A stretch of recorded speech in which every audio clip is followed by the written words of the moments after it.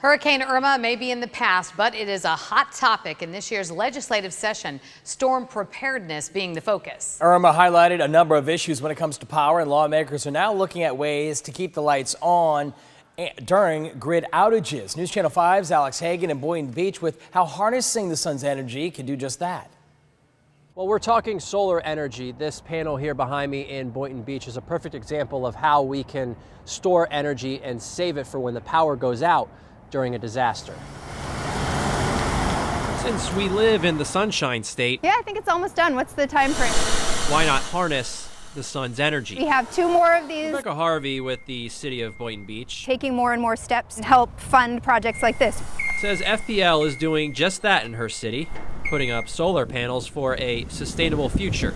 But what if I told you the sun's energy can be beneficial in other ways? Way to use the solar even in the aftermath of these disasters. Keep the lights on and power their life. Yeah, that's right. Solar and battery storage. Now use those batteries to store energy. Justin Hoysrat with Vinyasun says homeowners were able to keep their lights on after Irma with solar.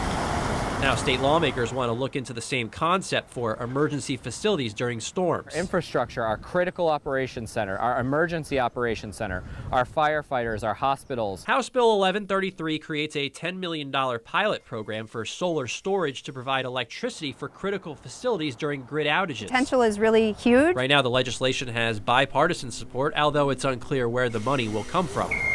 Either way, it's gaining more support as we look for ways to use the sun's energy to get through those tough times. I think we're at a turning point, and the more projects like this we have, the more that momentum is building.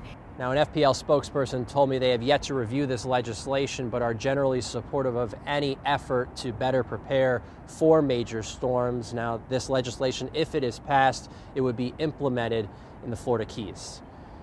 In Boynton Beach, I'm Alex Hagan, WPTV News Channel 5.